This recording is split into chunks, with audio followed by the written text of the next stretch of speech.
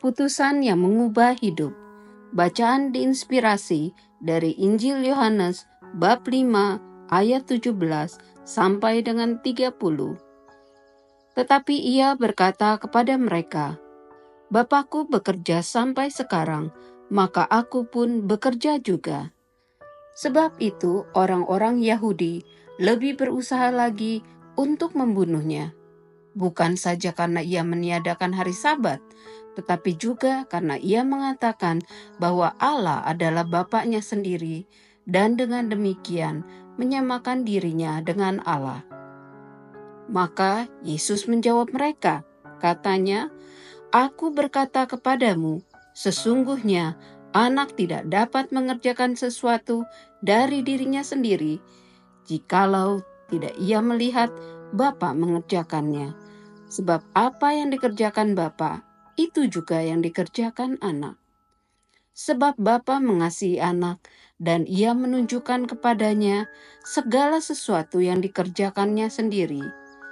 Bahkan ia akan menunjukkan kepadanya pekerjaan-pekerjaan yang lebih besar lagi daripada pekerjaan-pekerjaan itu, sehingga kamu menjadi heran. Sebab sama seperti Bapa membangkitkan orang-orang mati dan menghidupkannya, demikian juga anak menghidupkan barang siapa yang dikehendakinya. Bapa tidak menghakimi siapapun, melainkan telah menyerahkan penghakiman itu seluruhnya kepada anak, supaya semua orang menghormati anak sama seperti mereka menghormati Bapa. Barang siapa tidak menghormati anak, ia juga tidak menghormati Bapa yang mengutus dia. Aku berkata kepadamu, sesungguhnya barang siapa mendengar perkataanku dan percaya kepada dia yang mengutus aku, ia mempunyai hidup yang kekal dan tidak turut dihukum, sebab ia sudah pindah dari dalam maut ke dalam hidup. Aku berkata kepadamu, sesungguhnya saatnya akan tiba, dan sudah tiba, bahwa orang-orang mati akan mendengar suara Anak Allah, dan mereka yang mendengarnya akan hidup. Sebab sama seperti Bapa mempunyai hidup dalam dirinya sendiri, demikian juga diberikannya anak mempunyai hidup dalam dirinya sendiri. Dan ia telah memberikan kuasa kepadanya untuk menghakimi, karena ia adalah anak manusia. Janganlah kamu heran akan hal itu, sebab saatnya akan tiba, bahwa semua orang yang di dalam kuburan akan mendengar suaranya, dan mereka yang telah berbuat baik akan keluar dan bangkit untuk hidup yang kekal, tetapi mereka yang telah berbuat jahat akan bangkit untuk dihukum. Aku tidak dapat berbuat apa-apa dari diriku sendiri. Aku menghakimi sesuai dengan apa yang aku dengar, dan penghakimanku adil. Sebab aku tidak menuruti kehendakku sendiri, melainkan kehendak Dia yang mengutus aku. Demikianlah sabda Tuhan. Terpujilah Kristus. Sejak kecil aku percaya akan Tuhan Yesus Kristus, dan baru pada tahun 1990 aku dibaptis bersama suami dan anak. Karena bukan berasal dari keluarga bangsawan dan hidup serba pas-pasan, maka aku paling takut memberikan waktu untuk pelayanan, kecuali sumbangan uang. Bagiku time is money.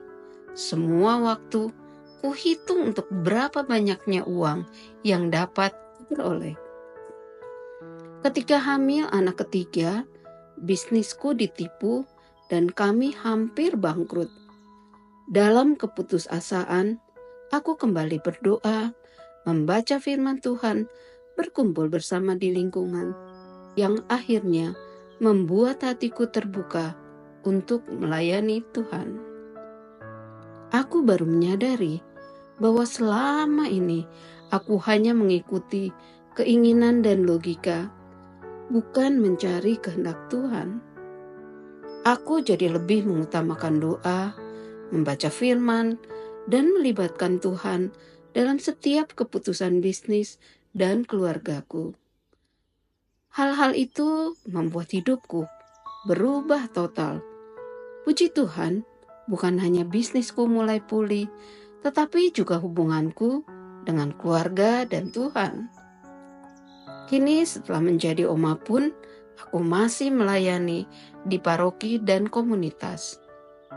Bisnisku semakin berkembang, dibantu pengelolaan manajemennya oleh putriku.